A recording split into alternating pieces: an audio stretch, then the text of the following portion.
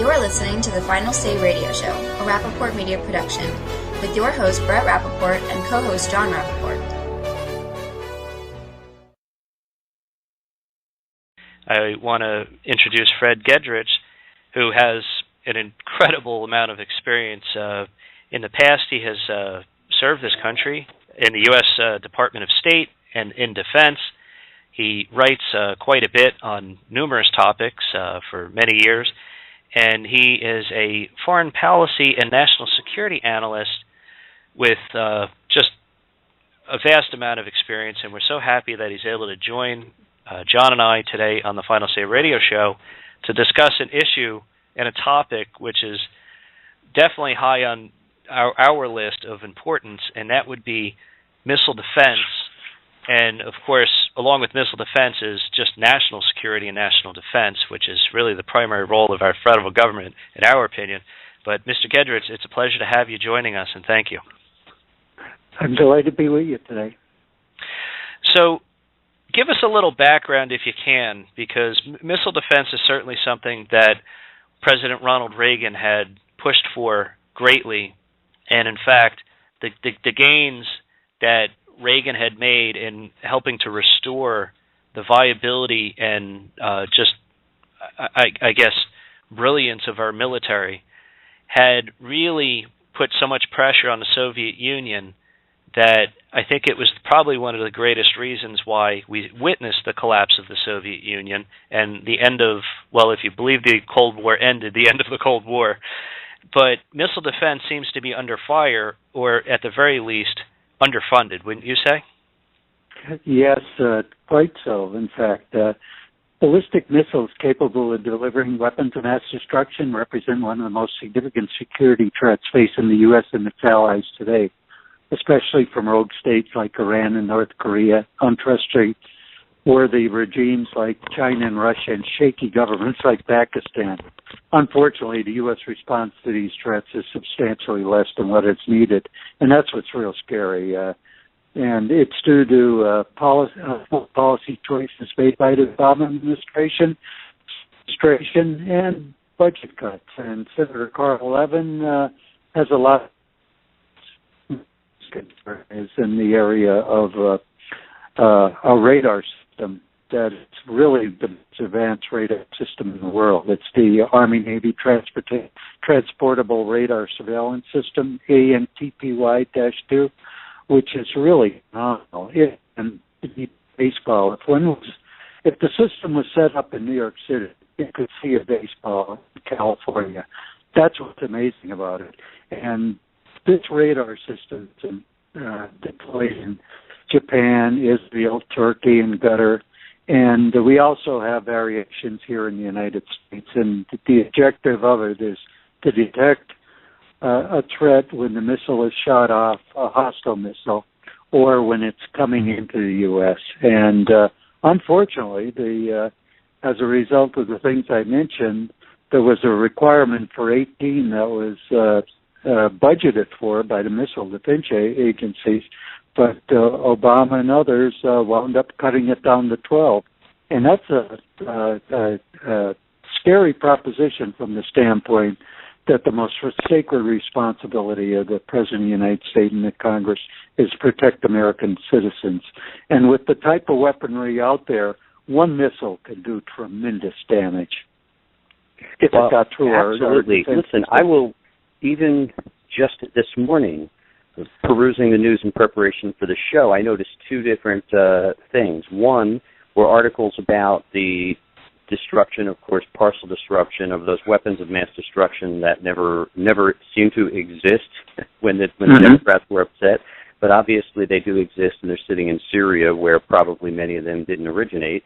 And then we see ISIS themselves actually driving around and parading around truck-mounted large missiles, which I assume to be Scuds. So right then and there, we have ISIS, who is in Syria and commands a lot of land and weapons, and ISIS in Iraq with missiles. So we already know, with my little bit of intelligence, not even disclosing any of the private conversations we have, that the capability immediately and exists. This is not. This is a real and present danger, is it not? It certainly is, and unfortunately, as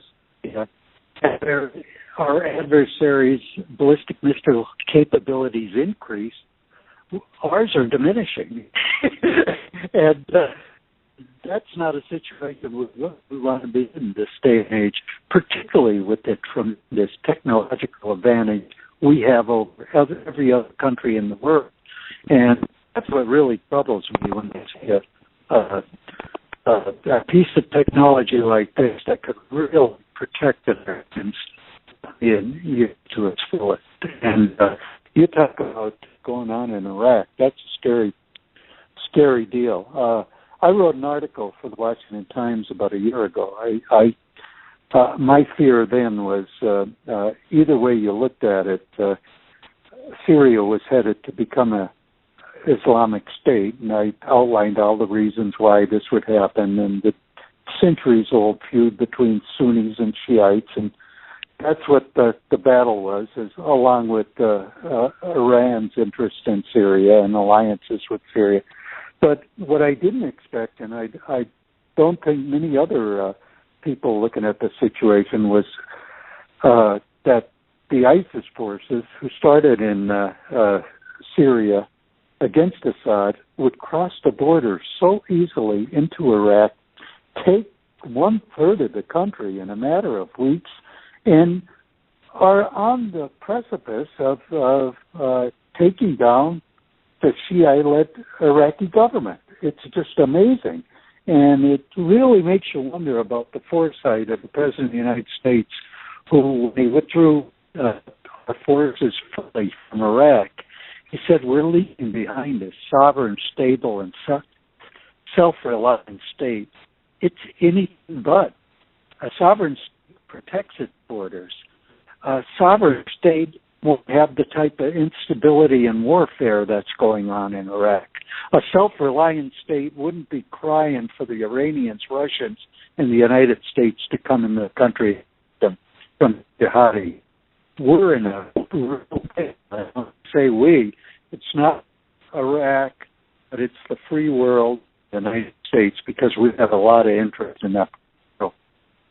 Now, I'm a huge proponent of having the biggest, baddest, most efficient weapons that we can have offensively, but let's be clear, and you sort of alluded to this, this is a war going on for centuries, and it's going to continue for centuries, and no amount of U.S. military weaponry is going to stop it, which speaks volumes to the risk of missiles and to why we need to also make sure our missile defense is bar none the best in the world.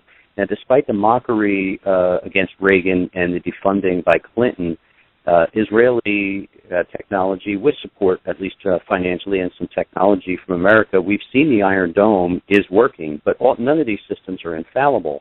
So the question I have for you is, given the complete and total risks at hand, are we, I guess this is kind of a three-part question. One is, how bad are the coverage gaps that we have, let's say, for the mainland? For example, I understand we're not well protected on our southern border. So what kind of coverage gaps do you fear against particularly American ships in the American mainland, number one? Number two, the technology gap between America and our adversaries and how that's closing, and then as an extension to that, the potential devastating effects of hypersonic weapons. Because if you put those together, it feels to me like we are completely underfunding our future health. Oh, I agree with you wholeheartedly. And those who don't think there's a threat to the United States and her interests are really underestimating the extent of the problem. And when you look at it, if one missile breaks through our defense system, it could, in the United States, it can destroy an entire city, causing millions of casualties. Or if it breaks through on a battlefield where we happen to be, or our allies are, it could kill thousands of warfighters. And then if one nuclear weapon is detonated in the atmosphere high above the United States or an allied nation, it could produce an electromagnetic pulse which would render electrical grids inoperable, disrupting and or destroying critical locations, navigation and system, and crippling the nation's ability to function. That's a terrifying thought. And why we don't fully protect our country, our people, our country, and our interests is beside me. And it's this old thing about anti-missile defense people in the U.S. Congress, predominantly in the Democratic ranks, predominantly like Senator Carl Levin from Michigan, who are adamantly opposed to us having the type of defenses that the American people deserve. No, that's absolutely correct. I just want to remind our listeners just something very simple from the Constitution itself. The President takes an oath where he says, "I do solemnly swear that I will faithfully execute the office of President of the United States and will do my best, to the best of my ability, preserve, protect, and defend the Constitution of the United States." And that being said, he's taking an oath to protect the people. And it amazes me because we've spoken with so many different organizations which are discussing the EMP issue and trying to speak with members of Congress to get them to do something about it. And then when you find out that the cost of hardening our grids and dealing with the threat is almost non-existent compared to some of the other costs as a nation that we bear, that it's shocking, because we'll spend more money right now feeding people who are crossing our border than we would have to harden the grid, and you're talking about the potential loss of millions upon millions of lives, American citizens. And it's just baffling, and I agree with you 100% on that. Well, usually what you get, and I'm not always, I cover a wide range of issues, but when I delve into the missile defense issue, it frustrates me so much to hear the missile defense opponents, the arguments they place. One of the most silliest and dangerous arguments advanced to me was last week when I heard someone spout off that we haven't been attacked, therefore the threat's overstated. That doesn't make any sense at all. And how do you debate and succeed in a debate against an individual who thinks like that? And it's so frustrating. I think it's a simple thing. It's not a big investment. Like in the case of the radars, and I'm talking the radar units, right. They're $107 million per unit. We need 6 of them. In the context of what the federal government is spending and wasting today, that is nothing.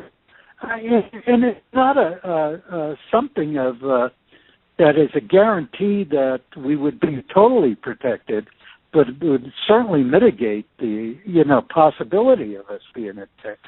And I think that's a wise investment, and sane Americans should at least support doing whatever we can to take advantage of the technologies we have. And sure. But these policy choices, like this reset and with Russia, that the president thinks he can negotiate away some of the defenses we have just to facilitate a deal and maybe enhance his legacy overall as president. And he's playing with dynamite when it comes to characters like Putin in Russia or the PLA in China, and we all know about Iran and its capabilities if it ever gets the missiles that'll land in the U.S. All it takes is one misjudgment or one mistake, and there could be a lot of trouble. Hey, here's an answer I'd have to that particular person that made that's such a silly statement. Even the even the Chinese are visiting first South Korea before they go to North Korea because they're trying to send a message to an out-of-control dictator thug in Jong-un. And, nothing prevents North Korea from being the country that doesn't or takes an action that could bring down our grid or kick off the next war. And we have to be, I think, ready at all angles and ready from all fronts to be able to confront these threats. And if we don't, we're not doing our job. Yeah, and North Korea is another big problem, and bigger than I think the Obama administration is willing to acknowledge. As a young man, teenager, in fact, I served 15 months along the border between North and South Korea with the U.S. Army. And at that time, in the early 60s, North Korea was a communist dictatorship, and South Korea was a military dictatorship. And you look, because of the American influence in South Korea, how it evolved over the decades since I served. They're one of the freest and economically stable and strongest allies we have in the Far East today. Look at communist North Korea with their communist system, a total disaster, a backward country, who happened because of ill-conceived Clinton administration deals to think that they could curb its nuclear weapons program, which was really blackmail type of deal, that the situation just grew out of control up there, and they're a menace to their neighbors in South Korea. They're a menace to Japan, and I don't think the Chinese will ever allow North Korea to fall, because they have an interest in keep country, this buffer zone between a free and democratic country of South Korea and a free and democratic Japan, and what they have in China, which is a real mess, by the way, in my opinion. No, I agree. Fred Gedrich, unfortunately, we're at the end of the time for the program today, but we'd certainly welcome you to come back on to continue this conversation. Oh, it's been fun, and love to do so. All right. Well, have a safe trip back from Las Vegas, and we look forward to speaking to you again soon. Take care. Take care. Bye-bye. Bye.